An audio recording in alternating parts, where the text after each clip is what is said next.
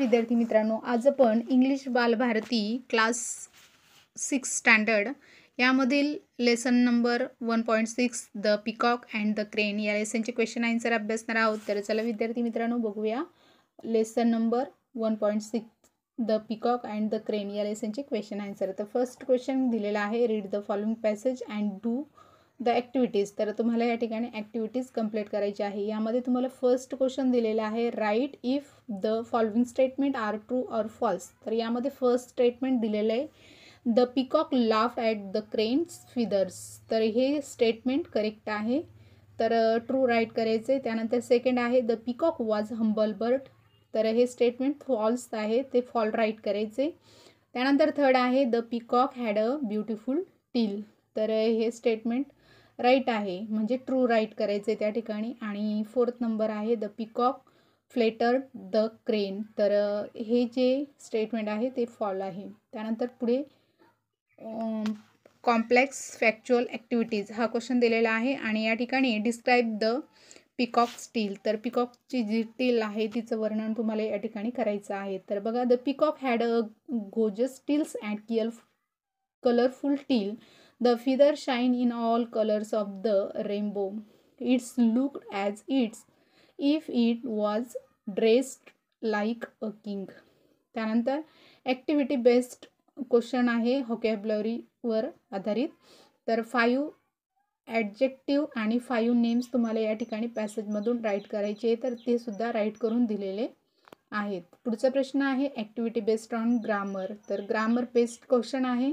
तर बघा या ठिकाणी दिलेलं आहे, pick out and imperative sentence from the passage. तर या ठिकाणी इम्पेरेटिव्ह सेंटेन्स जे आहे ते पॅसेजमधून राईट करायचं आहे आणि या ठिकाणी ते राईट करून दिलेले आहे. त्यानंतर पुढचा प्रश्न आहे, frame the questions beginning with the word what to get the given sentence as the answers. तर या ठिकाणी क्वेश्चन्स दिलेला आहे बघा, the peacock scoff at the crane's colourless and dull feathers. तर या ठिकाणी what did the peacock scoff at. तर अशा प्रकारचं सेंटेन्स तयार होईल. त्यानंतर स्कार्फचा अर्थ आहे उपहास करणे. स्कार्फचा अर्थ आहे उपहास करणे. त्यानंतर पुढचा प्रश्न आहे, पर्सनल रिस्पॉन्स बेस्ड. तर find one more example which shows that the beautiful appearance is not enough. तर हा जो प्रश्न आहे राईट करून दिलेला आहे. Another example which shows that the beautiful appearance is not enough is that the stag and his another the stag was very proud of his beautiful antlers and ashamed of his spindly and ugly legs. One day he was dosed by hunters. His beautiful antlers get entangled in low branches of the tree. Next question, read the following sentence carefully and choose the correct meanings. First sentence, the peacock had a gorgeous tail like no other bird. The peacock tail was more beautiful than any other birds. Fine feathers don't make fine birds. Some things that looks beautiful may not really be useful. Why reply did the crane give the peacock? The crane said that it could fly high among the clouds and stars and see the beauty of the earth in all its glory from above. The peacock in spite of its gorgeous tail. The next question, language study, grammar and vocabulary. Adjective ending in full and antonyms. तर हा जो chart आहे तो complete करून दिलेला आहे. तर बघा, ॲडजेक्टिव्ह म्हणजेच विशेषण. तर याला एंडिंगला फुल लावायचं आहे। तर बघा या ठिकाणी हा जो चार्ट आहे तो कंप्लीट करून दिलेला आहे। तर या ठिकाणी ब्युटिफुल, अगली विरुद्धार्थी शब्द, त्यालाच आपण अँटोनिम्स पण म्हणतो, त्यालाच अपोजिट वर्ड पण म्हणतात। तर ब्युटिफुलच्या अपोजिट आहे अगली। ब्युटिफुल म्हणजे सुंदर, अगली म्हणजे कुरूप। केअरफुल म्हणजे काळजीपूर्वक आणि केअरलेस म्हणजे निष्काळजी। कलरफुल म्हणजे रंगीत आणि कलरलेस म्हणजे रंगहीन।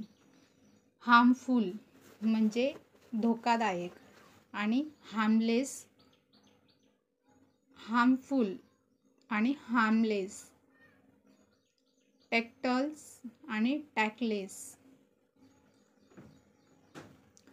तर या ठिकाणी बघा तुम्हाला राईट करून दिलेलं आहे टॅक्टलेस, टेस्टफुल, टेस्टलेस, टेस्टफुल, TAST आणि LESS, tasteless, tasteful, lawless, lawful,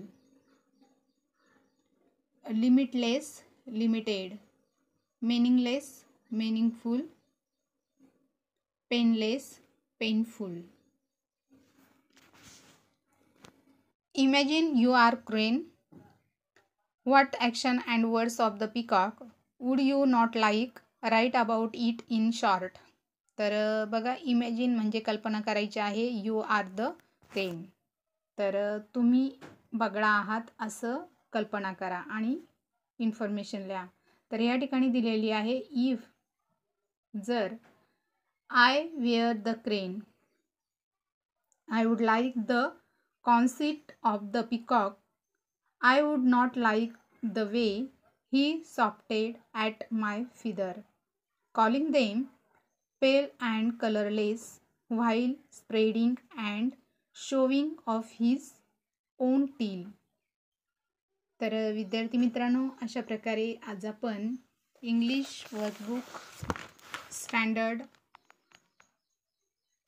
6 यामधील 1.6 नंबरचा जो लेसन आहे the peacock and the crane, या लेसनचे क्वेश्चन आन्सर आज आपण कव्हर केलेले आहेत। तर विद्यार्थी मित्रांनो, व्हिडिओ आवडला असेल तर लाईक, शेअर, सबस्क्राईब करायला विसरू नका।